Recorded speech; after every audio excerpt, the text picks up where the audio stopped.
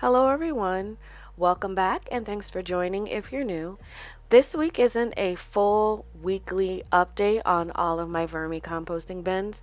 This is actually an update on the breeder bin. I haven't updated it for a couple weeks, and it has been going for over 30 days. Everything that I have researched and read suggests that you should harvest your breeder bin about every 30 days. And since I was about 2, 3 weeks over, I wanted to make sure I took care of it.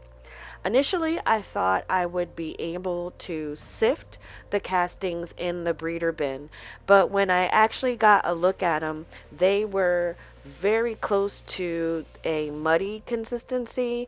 They were very wet, and I knew I wasn't going to be able to actually sift these through my larger hold sifter. So instead, I had to go through and painstakingly pick out most of the worms that were in here. Because I had to go through and pick out each and every worm, for this particular cycle, I only did half of the bin.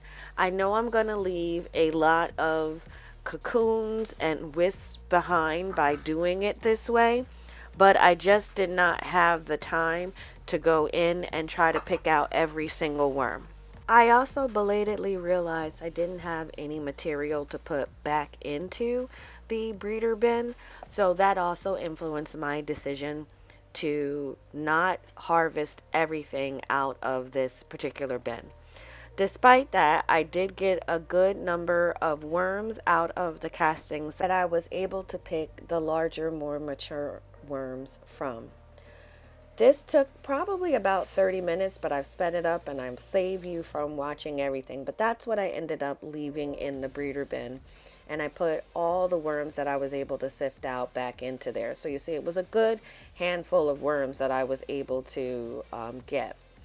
I put some of the castings that I had taken out back into the breeder bin.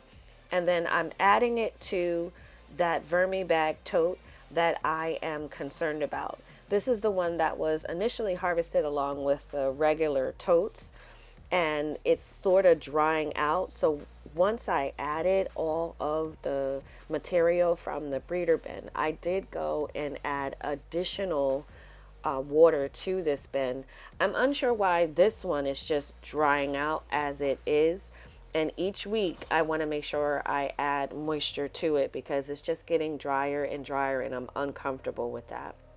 For the breeder bin itself, instead of putting some cocoa coir as I wanted to put in, I just did some shredded cardboard with this, mixed it in, and I put the food when I put it in the breeder bin on top.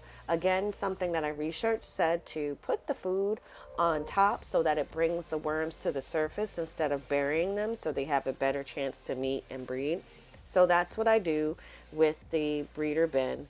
And since the castings were already wet, I didn't add shredded cardboard. I hope this takes some of the moisture out of this and I can complete a sifting. But if not, I'll just wait another 30 days for this.